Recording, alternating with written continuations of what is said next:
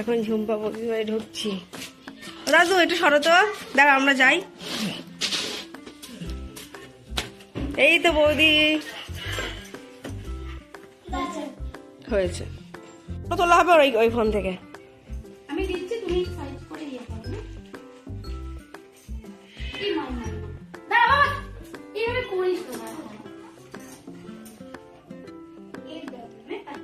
এই আমাদের এখন এগুলো গোছানো হচ্ছে সব।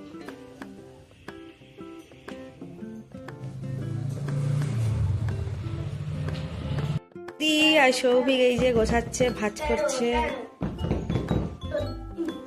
মুখগুলো একটু দেখিয়ে নি, হাই করো সবাই। এই নিতে পারবা নাকি কোনা যাবে, আসো এখন তো।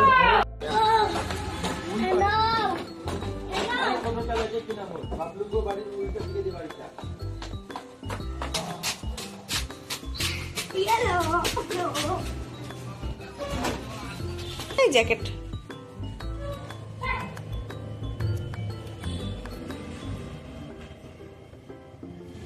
দেখো কত কষ্ট করছে আমাদের এই পুচকি বিহান। জুতো পরতে হবে না, তুমি চলো চলো চলো চলো চলো।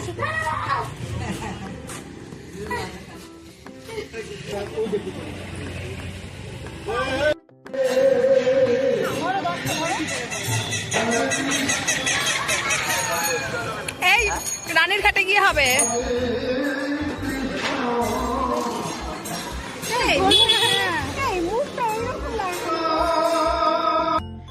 রাধে রাধে।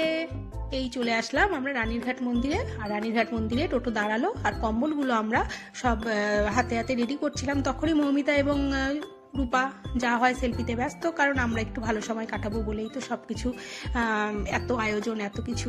আর এই যে আমাদের বিশ্ব বাহুবলীর মতন দু হাতে দুটো কম্বল নিয়ে, কম্বল দুটো নয় অনেক কটি কম্বল নিয়ে সুন্দরভাবে দাঁড়িয়ে আছে। আর এই কারণেই আমরা মানে বলি না, আমরা ভীষণ মজা আনন্দ অনেক কিছু করি।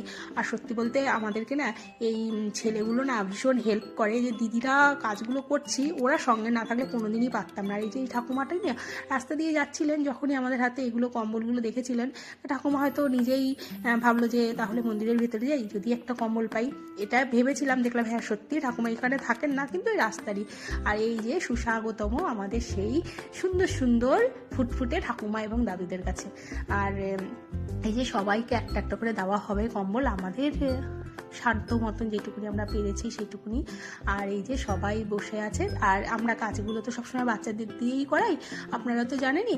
আর আজকে আমাদের বিহান এসেছিল, বিহানই সব কাজগুলো করেছিল। আমরা ওই আর কি পেছনে থেকে, তারপরে বিহান একটু পরে আবার বললো তাহলে তোমরা দাও। বিহান ভীষণ বড় হয়ে গেছে, সেই ছোট্ট কুটিটা আজকে এইটুকু এত বড় হয়ে গেছে। আমার নৌকা পিপি সত্যি সত্যি অনেক বড় হয়ে গেল। আর আমাদের এই কাজগুলো না সত্যি বলতে আমরা ভীষণ পরিমাণে আনন্দ করি, মজা করি, আড্ডা দিই, দিয়ে কাজটা করি। কারণ এই একটা ছুতো পাই, যার জন্য আমরা প্রতিটা মাসে একদিন করে বেরিয়ে এতটুকু ভালো একটা সময় কাটাতে পারি। আর এই সময়টা এই ঠাকুমা দাদুদের জন্যই সম্ভব হয়েছে। আর নইলে আমরা গিয়ে কোথায় কত দূরে থাকি, দেখা হয় না, কথা হয় না, অথচ দেখুন মাসে ঠিক আমাদের এই কাজগুলো হয়ে যাচ্ছে। যাই হোক, এটাও হয়তো আপনাদেরই আশীর্বাদ, নইলে কি আর হতো। এই মাসে যেমন একটা বড্ড টেনশনে ছিলাম, কিন্তু হয়ে গেল কাজটি, কারণ আপনাদের আশীর্বাদ না ছাড়া তো হতো না না। আর যাই হোক, বিহান প্রচুর আদর পেল। আর আমাদেরও এখানটায় এই যেটুকুনি পারবো ভিডিওটা অল্প অল্প করে দেবো, কারণ আমার ভিউজ হচ্ছে না তার জন্য। আর দেখতে থাকুন ভিডিওটি, ভালো লাগলে অবশ্যই বলবেন। আর আমাদের উপরে আশীর্বাদের হাত রাখবেন। এক মুঠো স্বপ্ন ফাউন্ডেশনের পক্ষ থেকে সবার জন্য আগাম শুভেচ্ছা। সবাই ভালো থাকবেন, সুস্থ থাকবেন।